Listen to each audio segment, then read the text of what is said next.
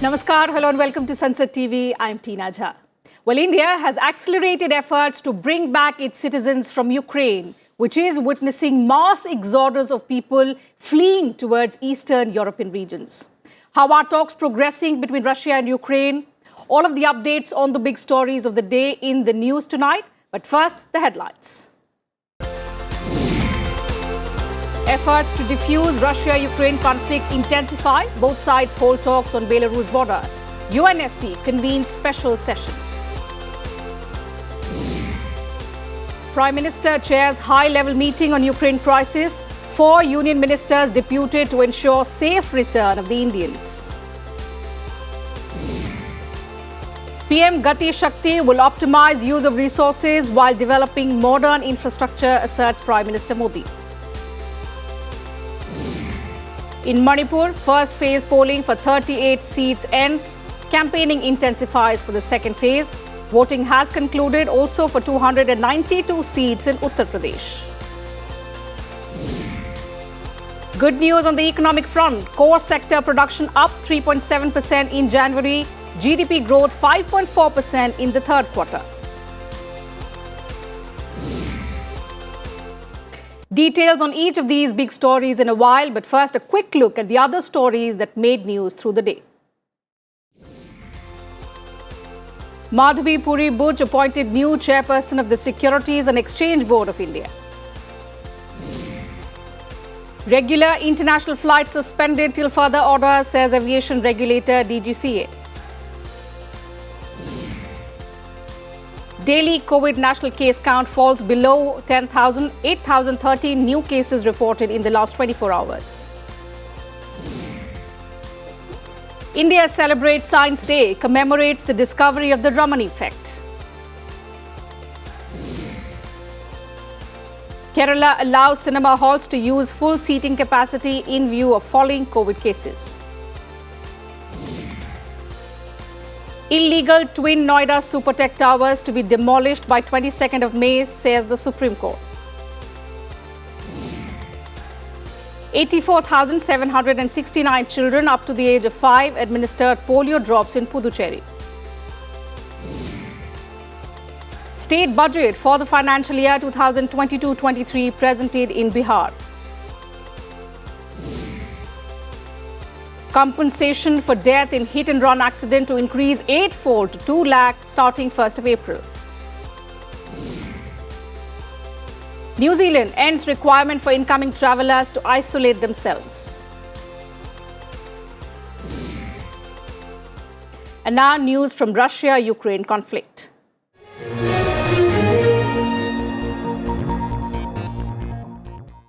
Negotiators for Kiev and Moscow ended their talks to defuse tensions in Belarus. Ukraine is calling for a ceasefire after Russian President Vladimir Putin put Russia's nuclear forces on high alert. Ukrainian President Zelensky is pressing ahead for European Union membership, even as its cities faced heavy shelling overnight. Here's a report. As the fighting continued on Russia-Ukraine borders, the United Nations was kept busy on Sunday. The Security Council passed a resolution to hold an emergency session of the 193-member General Assembly on Russia's invasion on Monday. While Ukraine fights on, Russia is facing severe economic challenges and other pressures. Its president has ordered Russian nuclear deterrent forces to be put on high alert. The alert means that Russia's nuclear weapons are prepared for readiness to launch. Amid the alarming developments, Ukraine and Russian officials will meet at the Belarus border. Although Ukrainian President Zelensky didn't appear too hopeful, nevertheless, he agreed to give it a chance.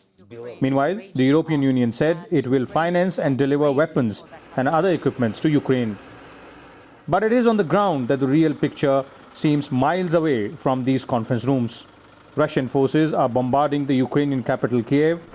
Videos shared by the Ukrainians show the grim picture of devastation, people making petrol bombs to fight against a mighty enemy. On the borders, in addition to the human enemy, people are fighting bitter cold in order to get away from Russian shelling. They are being welcomed and given shelter now, but as the influx grows, the situation could well change. Bureau Report, Sansad TV.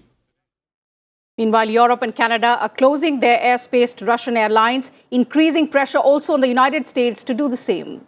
European Commission President Ursula von der Leyen said the European Union will close its airspace to aircraft owned, registered or controlled by Russians, including private jets of the oligarchs. Canada said its country is holding Russia accountable for the unprovoked attack on its neighbor.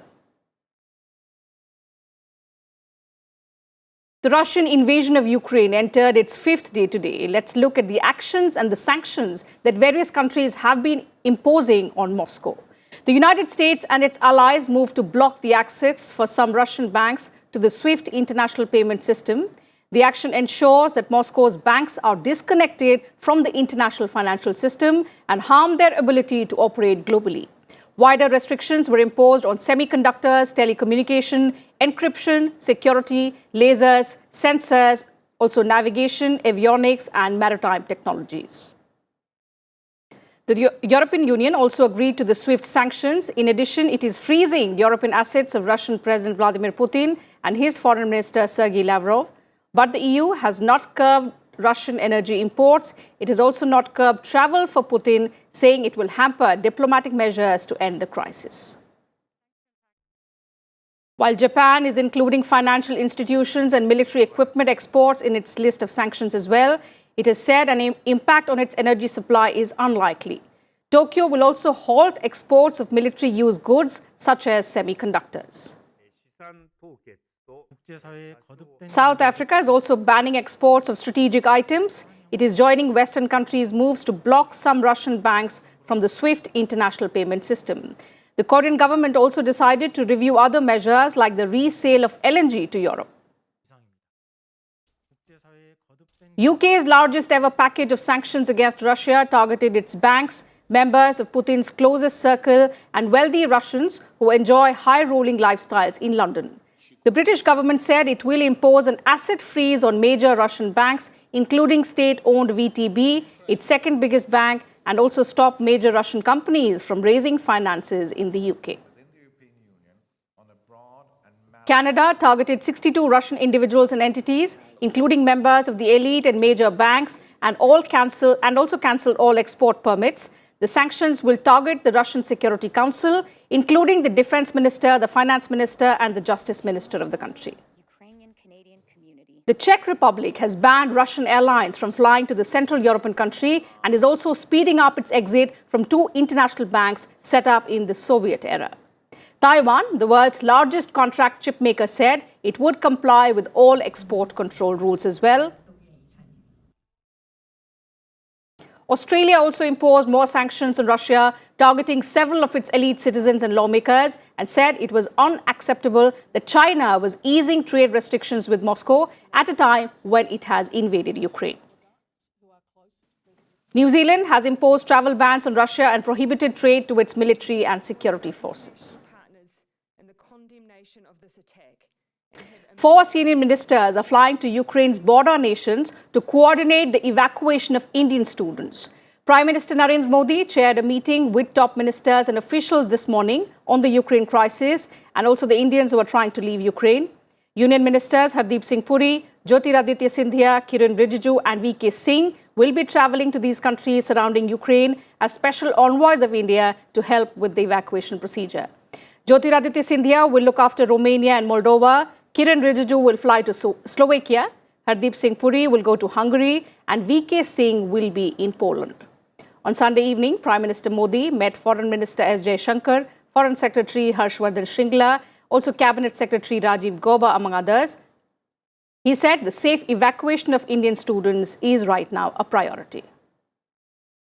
Meanwhile, Finance Minister Nirmala Sitharaman on Monday said the government is closely watching the impact of the Russia-Ukraine conflict on India's foreign trade, particularly farm sector exports. In a post-budget interaction with business and industry leaders in Tamil Nadu, she added that since Ukraine is a major supplier of sunflower oil seeds and fertilizers, a disruption in supply could impact essential commodities like edible oil. We are rightly worried about what comes from there, but I'm more worried, if not equally, more worried about what's going to happen to our exporters who are doing very well, particularly the farmer sector to Russia and Ukraine. But you can be assured that we are fairly seized of the matter in its granular form, because it's going to have an impact on the essentials which come, like edible oils, which come from Ukraine, sunflower oil, and so on. So, yes, parts of the fertilizer and so on. So, the discussions are on between ministries.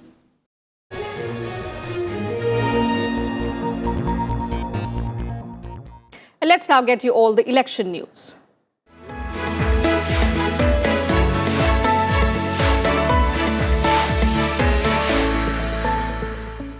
Polling concluded on Monday for the first phase of Manipur elections for 38 seats in 5 districts. Amid palpable enthusiasm among voters, Governor Lal Ganeshan and Chief Minister N. Biren Singh and Deputy Chief Minister Yumnam Jaikumar Singh cast their votes within half an hour of the beginning of polling. 173 candidates, including 15 women, are in the fray in this phase. Out of the 38 seats, 10 are in Imphal East, 13 in Imphal West, 6 each in Bishnupur and Churachandpur, and 3 in Kangpokpi district. Prominent candidates include Chief Minister and BJP candidate N. Biren Singh, Speaker Y. Khemchand Singh, and Deputy Chief Minister and NPP candidate Yumnam Jaikumar, and also Manipur Congress President N. Lokesh Singh. Polling for the second phase will take place on the 5th of March, and the counting of votes will happen on the 10th of March. Continuing with news from other election-bound states, Union Home Minister and senior BJP leader Amit Shah addressed an election rally in Kushinagar in Uttar Pradesh. He accused the opposition of intimidating the public.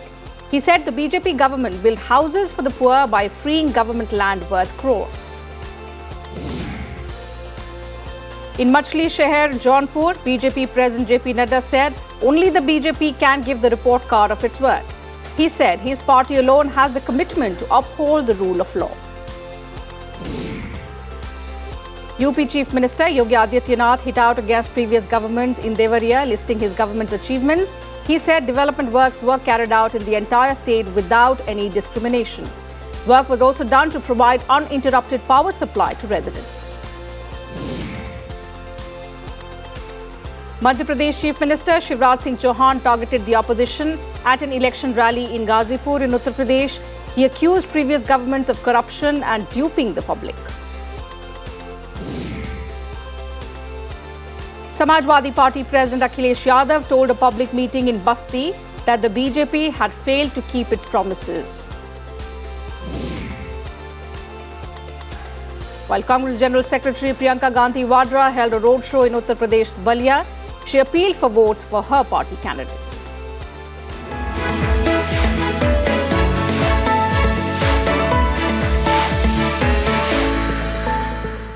Let's now get you all the news from the world of business and economy.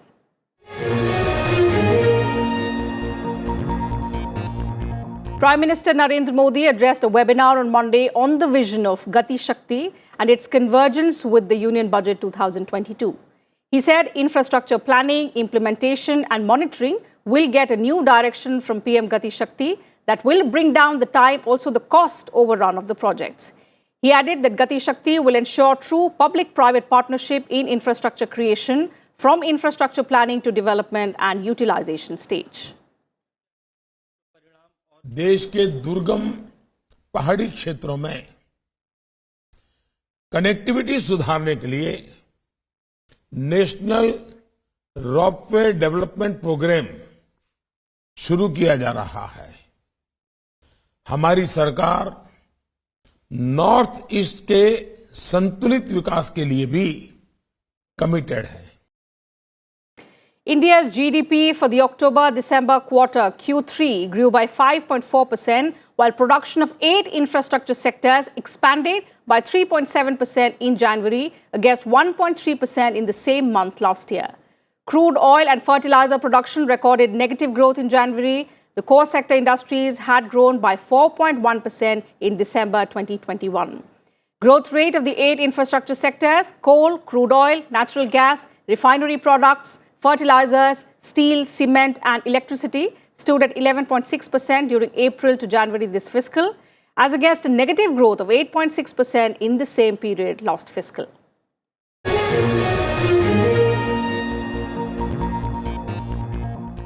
On to some other news. Lok Sabha Speaker Om Birla paid floral tributes to former Prime Minister Morarji Desai in the Central Hall of Parliament on the occasion of his birth anniversary. The portrait of the late Prime Minister was unveiled by the then President, Dr. Shankar Dayal Sharma, in the Central Hall of Parliament House on the 15th of December 1995. In news now from different states. The BJP's Bandh in West Bengal had a mixed response on Monday. The party had called for a 12-hour Bandh in the state to protest the violence during municipal elections in West Bengal. Maharashtra Minister and NCP leader Nawab Malik has been arrested after he was released from Mumbai's JJ Hospital. He was brought back to the Enforcement Directorate office for questioning. In Odisha, schools resumed for children up to class 7th. Classes for 8 to 12 students had opened from the 7th of February. Offline classes were closed in the state for 2 years due to the COVID-19 pandemic. Indo-Tibetan border police personnel played volleyball at a height of 15,000 feet at a border post in Uttarakhand on the China border at minus 20 degrees Celsius. And time for a quick break here, but coming up on the other side, the IPCC is getting ready to present its third report on global warming. And this one will be on how best we can live with it. Details on the story when we return.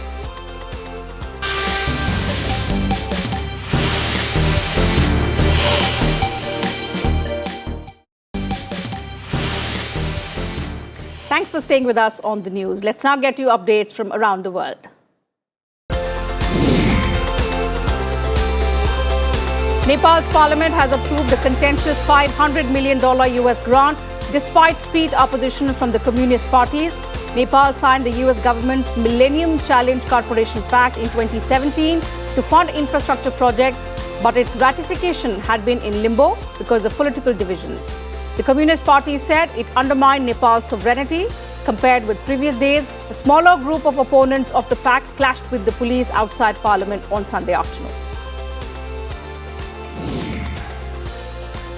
Thousands of people from Pakistan People's Party left Karachi on Sunday for Islamabad to demand the Imran Khan government's resignation. Party chairman Bilawal Bhutto Zardari led the march. He said it is the only way to save democracy in his country. The PPP says the country can't make progress if it has a deal with the International Monetary Fund. Earlier this month, the IMF approved a $1 billion loan as a bailout package to Pakistan after reforms to rein in state spending, increase tax collection, and make the central bank more independent.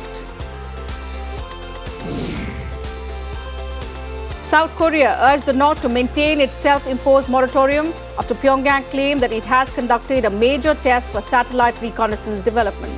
A South Korean spokesperson said her nation will thoroughly prepare for all possible future possibilities based on its analysis of North Korea's latest test. North Korea said it tested cameras to be installed on a spy satellite. The announcement came a day after South Korea detected a new ballistic missile launch. North Korean media did not acknowledge any missile launches on Sunday. Colombians are mourning the death of 10 miners from an explosion in La Chapa mine in the Boyacá province. Colombian President Iván Duque said authorities were at the scene to rescue the 5 people who remained trapped. Local media showed images of rescue personnel from the National Mining Agency preparing equipment to enter the mine to look for the rest of the miners. Parts of Australian city Brisbane were underwater on Monday after heavy rain brought record flooding to some east coast areas and also killed 7 people. The flooding is the worst since 2011, when the city of 2.6 million was inundated by what was described as a once-in-a-century event. Queensland Emergency Services warned that flash flooding was occurring south of Brisbane in Gold Coast City. Residents were advised to shelter where they were unless it is unsafe to do so. And news now from the world of science and technology.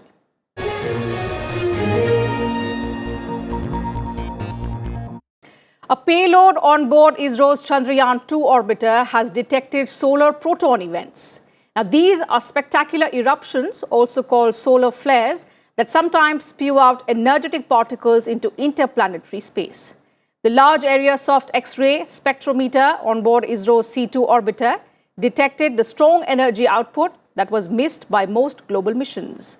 In a media statement, ISRO revealed that the event was seen by NASA's Geostationary Operational Environmental Satellite, also called GOES, but remained undetected by it.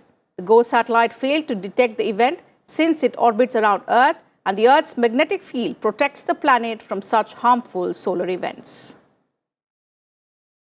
Hundreds of world's top scientists are collaborating on the United Nations Intergovernmental Panel on Climate Change. They are issuing another report on how global warming is disrupting people's lives, their natural environment, and the Earth itself. But while the results may be alarming, the authors caution that the way ahead is not to approach the issue with fear, but hope. Here's a report. In March, a third IPCC report in a series will explain what to expect of climate change in the future and the risks and benefits of adapting to a warmer world. I think this IPCC report will reaffirm yet again quite how serious the situation has become and what the likely scenarios are also into the future. The report will address ways to adapt to an ever-warming world, including how some technological fixes may have unwanted side effects.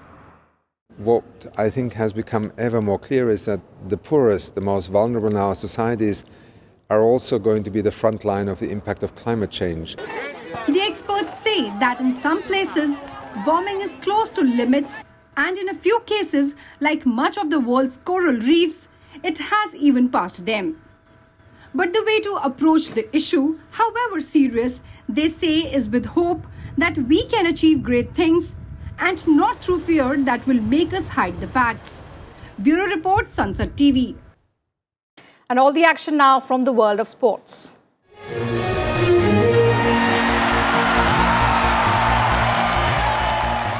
Let's start today with cricket. India wrapped up the three-match T20 series against Sri Lanka 3-0 with their 12th successive win in the format. With this victory, India has equalled the all-time record of consecutive wins in T20s set by Afghanistan.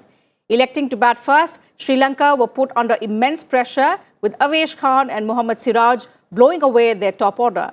There was no coming back from 29 for 4 for the Lankans, even after an unbeaten 38 ball 74 from the skipper. Sri Lanka could only set a target of 147 and it never really tested India. The home team won by 6 wickets with 19 balls to spare. Shreyas Iyer, who got an opportunity to bat up the order in the absence of Virat Kohli, showed impeccable form throughout the series against Sri Lanka. Iyer, who scored 57 not out in the first match at Lucknow when India set a target of 200 for the Lankans, commanded the run chase in both the second and third matches played at Dharamshala with scores of 74 not out and 73 not out respectively. Iyer scored 204 runs in the series without getting out even once. Rohit Sharma has become the most capped player in T20 international cricket. Sunday's match against Sri Lanka was his 125th T20 international game. Rohit has been part of 83 wins and 38 losses for India. He went past Pakistan batsman Shoaib Malik's tally of 124 T20 international games to become the most capped T20I player. India has played 159 T20 matches overall. Sunday gave the team its 101st win. And looks like New Zealand will have to wait for much longer to register their first ever Test series win against South Africa. Having won the first Test in Christchurch by a whopping margin of innings and 276 runs, the Kiwis are in dire straits in the second Test being played at the same venue. The Proteas have set a target of 426 for the world champions to win the series 2-0. That, however, seems highly unlikely, with the Black Caps reeling at 94 for 4 at the end of day 4. Let's now move to tennis. Rafael Nadal defeated Cameron Norrie 6-4, 6-4 to win the Mexican Open and extend his career best start for a season to 15-0 as he won his 91st ATP title. Nadal has won 3 titles in 2022, including the Australian Open for his record 21st Grand Slam singles title. Second seed Andrei Rublev of Russia has won the Dubai Duty Free Championship. In the finals, Rublev beat Jiri Wesley of Czech Republic in straight sets, 6-3, 6-4. Rublev thus ended the inspiring run of qualifier Wesley, who beat seeded players like Agut, Djokovic and Shapovalov and ruled the finals. In boxing, Indian pugilist Nikhat Zareen, 52 kg, and Neetu, 48 kg, struck gold at the 73rd Stranja Memorial Tournament in Sofia, Bulgaria. Neetu, competing for the first time in the event, prevailed 5-0 over Italy's Erika Prisiandro, a former Youth World Championship bronze medalist. Zareen, on the other hand, outpunched Ukraine's Tetiana Korb, a 3-time European Championship medalist, 4-1.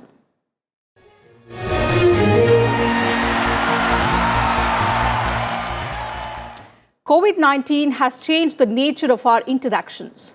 This is also true for the world of art. Christie's is holding its first new sale format on the 1st of March by live streaming auctions from London and Shanghai. Here's a report.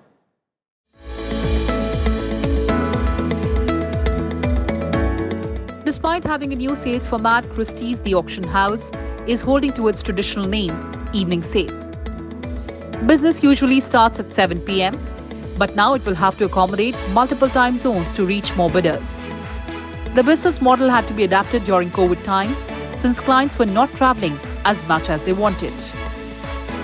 But now, with the lifting of restrictions, the model is not only staying put, but also being extended further. The sale will be live streamed starting in Shanghai and then seamlessly coming across to London. Hong Kong and New York will also be live streaming their bids, representing a global art market. The sale is twofold, one part focused on the 20th and 21st centuries and another on surrealism. The artworks are by Francis Bacon, Fernand Léger, Mark and Picasso. Bureau Report, Sansad TV. And before we wind up, a reminder of the day's top stories. Efforts to defuse Russia-Ukraine conflict intensify. Talks between the two sides begin on Belarus border. Meanwhile, UNSC convenes special session. Prime Minister Modi chairs high-level meeting on Ukraine crisis. 4 union ministers deputed to ensure safe return of the Indians. PM Gati Shakti will optimize use of resources while developing modern infrastructure, asserts the Prime Minister. In Manipur, first phase polling for 38 seats ends. Campaigning intensifies for the second phase. Voting has also concluded for 292 seats in Uttar Pradesh. Good news on the economic front. Core sector production up 3.7% in January. GDP growth 5.4% in the third quarter.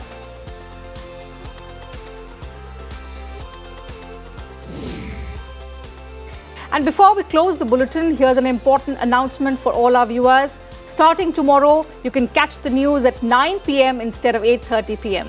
So don't forget to tune in at 9 p.m. tomorrow. Until then, keep watching Sansad TV. Namaskar and thank you for your time.